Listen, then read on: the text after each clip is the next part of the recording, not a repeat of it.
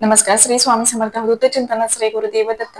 तर बघा, तुम्ही सुद्धा एखाद्या वाईट संकटामध्ये फसलेले आहात किंवा तुमच्यावरती कोणीतरी आरोप केलेले आहेत. तुम्ही प्रामाणिक आहात, कोणतेही तुम्ही चूक केलेली नसताना सुद्धा तुमच्यावरती काही जणांनी आरोप केलेले आहेत. बघा, बऱ्याच जणांच्या महिलांच्या घरी सुद्धा काही ना काही कोणत्या ना कोणत्या गोष्टीवरून वादविवाद झाल्यानंतर आरोप केले जातात की तू असं केलं तसं केलं. जर खरंच तुम्ही सुद्धा प्रामाणिक असाल आणि तुमची काहीही चूक नसताना सुद्धा तुमच्यावरती काही कारणाने काही संकट येऊन तुमच्यावरती जर आरोप केलेले असतील किंवा तुमच्यावरती सुद्धा कोर्ट कचेरी चालू आहे, तुम्ही बरोबर आहात, काही चूक नसताना सुद्धा म्हणजे नाही का कोर्ट कचेरी चालू आहे, तर त्यांच्यासाठी खरं तर मी हा व्हिडिओ घेऊन आलेले आहे. तर बघा, ज्यांना खरंच गरज आहे, जे खरंच अडचणीत आहेत, की ज्यांना खरंच ह्या संकटातून बाहेर पडायचं आहे, तर व्हिडिओ हा नक्की कंटिन्यू करा. तर बघा, तुम्हाला या संकटातून बाहेर पडायचं असेल तर तुम्हाला एक स्तोत्र 40 दिवसाची खरं तर सेवा आहे ही, आणि हे स्तोत्र तुम्हाला रोज पठण करायचं आहे. श्रीपाद श्री वल्लभांचं हे स्तोत्र आहे बघा. तर ह्या स्तोत्राने खरंच खूप जणांना म्हणजे नाही का अनुभव आलेला आहे, आणि ह्या स्तोत्राचं तेवढंच ते स्तोत्र खूप प्रभावीशाली सुद्धा आहे. तर बघा, घोर कष्टधारण स्तोत्र किंवा घोर कष्टधारण स्तोत्र असं सुद्धा ह्या स्तोत्राला म्हटलेलं आहे. जर तुम्ही म्हणजे नाही का एखाद्या शुभ दिवशी किंवा एखाद्या गुरुवारपासून जरी तुम्ही हा स्तोत्र म्हणायला सुरुवात केली, तुम्ही 11 वेळा म्हणू शकता, 21 वेळा म्हणू शकता. त्याच्यानंतर ना 51 वेळा सुद्धा तुम्ही हे स्तोत्र म्हणू शकता. जेवढं तुमची सेवा तेवढाच तुम्हाला लवकर अनुभव नक्कीच येईल ह्या स्तोत्र पठणाने. तर बघा, ज्यांचे खरंच खूप मोठ्या मोठ्या संकटात अडकलेले आहेत किंवा खूप म्हणजे नाही का एवढे कष्ट एवढे प्रयत्न करून सुद्धा त्या संकटातून तुम्ही बाहेर निघत नाहीये किंवा वारंवार तुमच्यावरती प्रत्येक गोष्टीवरनं काही ना काही ब्लेम करत आहे तुमच्यावरती कोणी ना कोणी, तर त्यांनी नक्कीच ही सेवा नक्की म्हणजे नक्की करा. बघा, तुम्ही एखाद्या शुभ दिवशी सुरुवात करू शकता किंवा तुम्ही एखाद्या गुरुवारी सुद्धा या स्तोत्राची सुरुवात करू शकता. जर तुम्ही खरंच संकटात असाल ना, तर तुम्ही कोणत्याही ज्या दिवशी तुम्हाला हा माझा व्हिडिओ भेटेल त्या दिवसापासून सुद्धा म्हणजे ह्या सेवेला सुरुवात करू शकता. नियम वगैरे काही सुद्धा नाहीयेत, फक्त एवढंच की तुम्हाला ही सेवा करत असताना आपल्याला नॉनव्हेज वर्ज करायचं आहे. बाकी सर्व काही म्हणजे परान्न तुम्ही खाल्लं तरी चालेल किंवा नॉनव्हेज फक्त तुम्हाला हे सेवा करत असताना वर्ज करायचं आहे. त्याच्यानंतर ब्रह्मचर्याचं पालन नाही केलं तरी सुद्धा तुम्हाला चालू शकतं. फक्त एवढंच की तुम्ही ही सेवा कधीही करू शकता. फक्त एवढंच की 12 ते 12:30 या दरम्यान आपल्याला ही सेवा करायची नाहीये, कारण दत्त महाराजांचा, श्रीपाद श्री वल्लभ महाराजांचा, स्वामी महाराजांचा या टायमिंगचा खरं तर भिक्षेचा टाइम असतो. त्याच्यामुळे अख्ख्या दिवसभरात किंवा संध्याकाळी सुद्धा तुम्ही सेवा करू शकता. फक्त एवढंच की 12 ते 12:30 या दरम्यान तुम्हाला सेवा करायची नाहीये. जेवढं तुम्ही मनापासून ही सेवा कराल, नक्कीच तुम्हाला अनुभव आल्याशिवाय राहणार नाही. एवढीच ही प्रभावशाली सेवा आहे. तर नक्की म्हणजे नक्की करण्याचा प्रयत्न करा. बघा, खरंच ज्यांना गरज आहे ना, तर त्यांच्यापर्यंत ही माहिती सांगण्याचा प्रयत्न करा. खरंच जेव्हा तुम्ही एखाद्या व्यक्तीची, जेव्हा ते संकटात असतात, तेव्हा जर तुम्ही एखाद्या व्यक्तीची मदत करताना, एखादी सेवा सांगताना, त्याच्या इतकं पुण्य काहीच नाही बघा.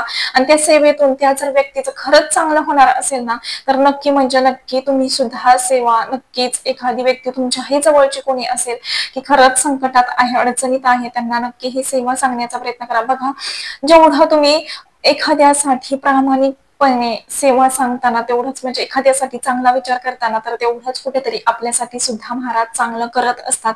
त्याच्यामुळे ज्यांना खरंच गरज आहे, तुमच्याही जवळचे कोणी व्यक्ती असतील जे संकटात आहेत, केस कचेरी चालू आहे किंवा खरंच एखाद्या बघा महिलेला सुद्धा असं बोलल्या जातात की नाही का, मला डिवोर्स घ्यायचा नाहीये किंवा मला माझ्या मिस्टरांना सोडून जायचं नाहीये, तरी सुद्धा माझ्या मिस्टरांना माझ्याकडून डिवोर्स पाहिजे.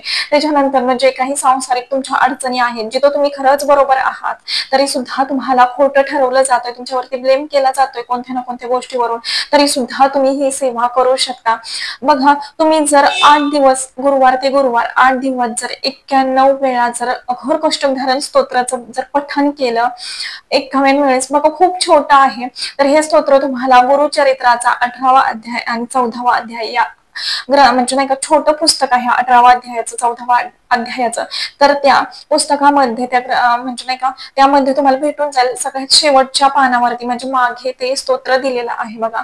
त्यानंतर जरी तुमच्याकडे ते पुस्तक नाहीये, तुम्हाला अवेलेबल होत नाहीये, तरी सुद्धा तुम्ही गुगलवरती सर्च करू शकता, पीडीएफ घेऊन प्रिंट काढू शकता किंवा तुम्ही ते डाउनलोड करून सुद्धा त्यामध्ये बघून सुद्धा वाचू शकता. ज्यांना खरंच गरज आहे ना, तर ते कोणत्याही परिस्थितीत सेवा करतात म्हणजे करतातच. जेवढी तुमची जास्त सेवा तेवढीच तुम्हाला तेवढा मोठ्या प्रमाणात अनुभव आल्याशिवाय आणि लवकरात लवकर अनुभव नक्कीच आल्याशिवाय राहणार नाही बघा.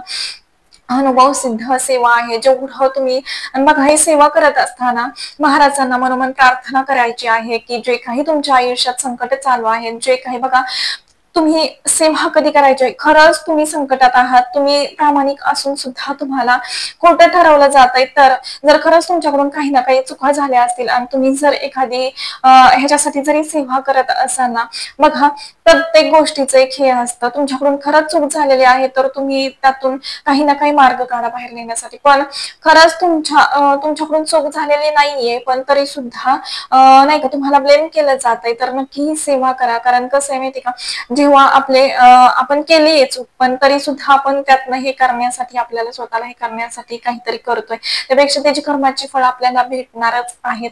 पण जेव्हा खरंच तुम्ही बरोबर आहात, तुमची काहीच चूक नाहीये, तर नक्की ही सेवा करा. बघा महाराज नक्कीच श्रीपाद श्री वल्लभ महाराज, स्वामी महाराज, आपले दत्त महाराज नक्कीच ह्या संकटातून तुम्हाला बाहेर काढल्याशिवाय राहणार नाहीत. आणि महाराज एवढे हे आहेत की जेव्हा खरंच तुम्ही संकटात असाल आणि तुम्ही जर मनापासून महाराजांना हाक मारली तर नक्कीच महाराज आपल्याला कोणत्या ना कोणत्या रूपात येऊन किंवा ते कोणत्या ना कोणत्या मार्गाने आपल्याला बाहेर काढत असतात. खरंच एवढं महाराज भोळे आहेत आपले.